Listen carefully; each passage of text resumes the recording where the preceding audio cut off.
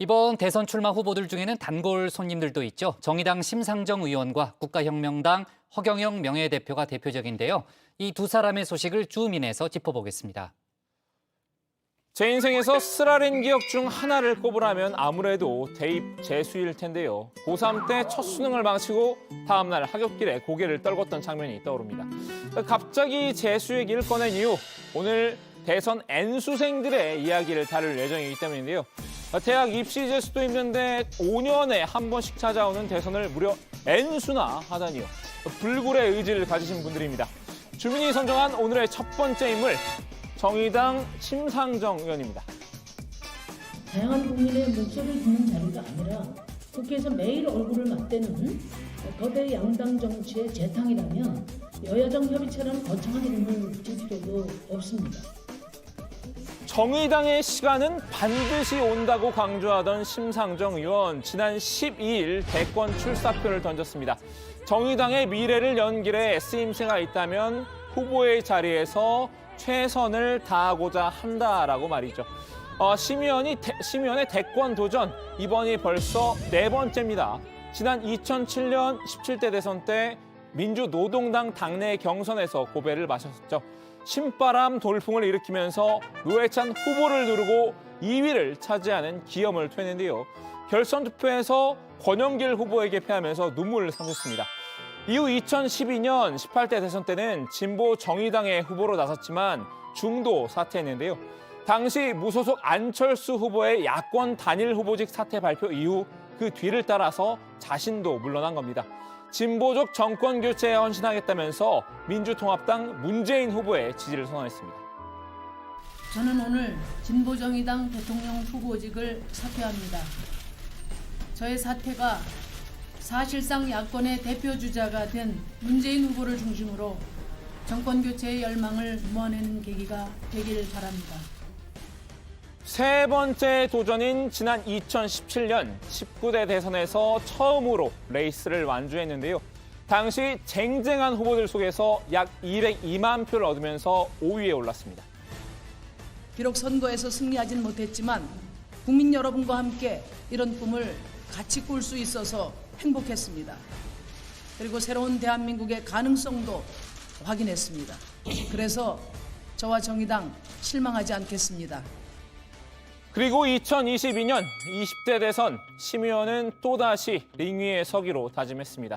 경륜과 인지도 측면에서는 정의당 내에서 단연 1등이란 평입니다. 반면 일각에서는 또 심상정이냐라는 우려 섞인 시선도 있습니다. 세대 교체를 요구한 목소리가 만만치 않은 건데요.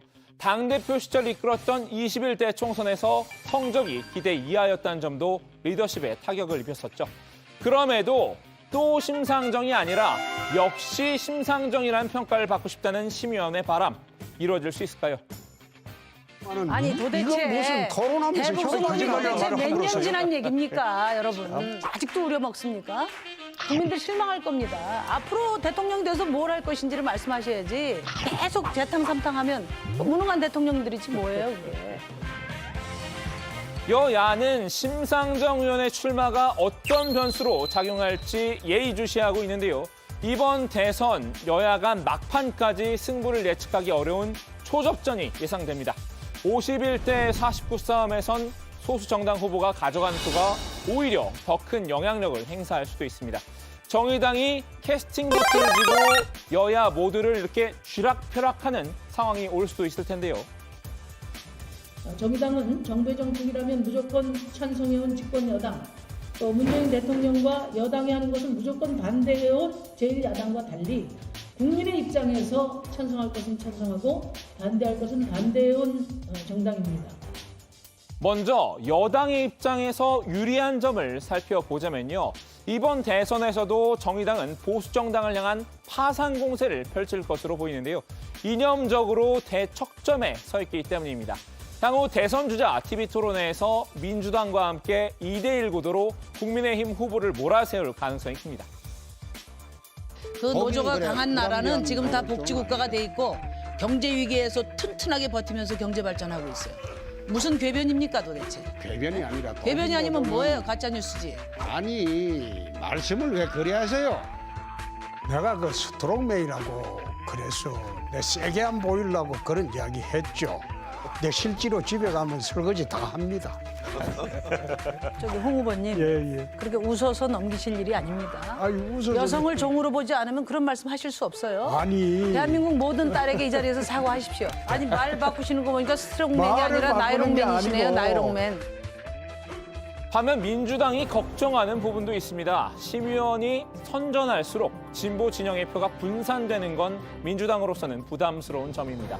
또 정의당이 탈민주당 유권자의 표를 흡수할 가능성도 배제할 수는 없는데요. 물론 선거 막판에 범진보 진영 연대나 단일화를 추진할 수도 있지만요. 정의당은 완주 의지를 밝히고 있습니다. 단호하게 말씀드리지만 단일화는 없습니다. 완주할 겁니다. 적어도 집권 여당이나 제1야당이 이 구도를 본인들도 문제가 있다고 생각하면 결선 투표제를 당연히 도입해야 한다고 생각합니다. 자, 이제 두 번째 N수생으로 넘어가 볼까요? 이분도 오늘 세 번째 대선 도전을 선언하신 분인데요. 지난 서울시장 재보선 출마에 이어서 올해만 두 번째 출마 선언이죠. 주민이 선정한 오늘의 두 번째 인물, 국가혁명당 허경영 명예대표입니다. 저는 반드시 이 나라를 구하고자 제20대 대통령 출마를 선언하게 되었습니다. 이제 여야 정권 교체는 하나만입니다. 허경영이 아니고서는 대한민국의 희망을 앞으로 볼 수가 없을 겁니다. 허 대표 1997년과 2007년에 이어 오늘 3수를 선언했습니다.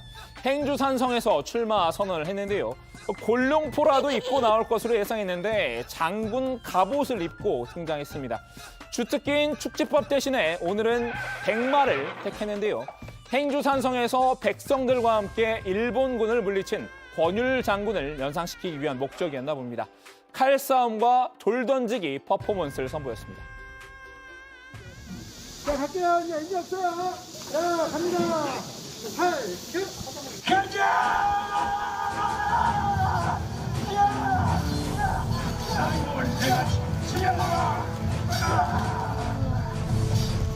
장군, 승리를 감축드리옵나이다!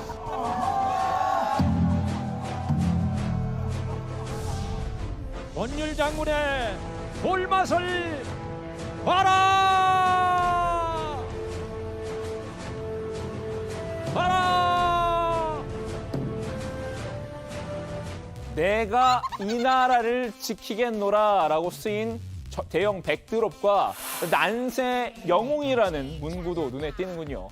정장으로 갈아입은 허 대표, 행주치마를 하면서 빨간색 앞치마를 입고 정식 회견에 나섰는데요.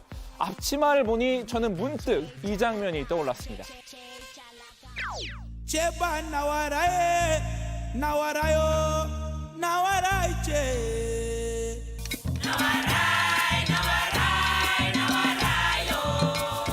라이 노모라 이제 나와라 이제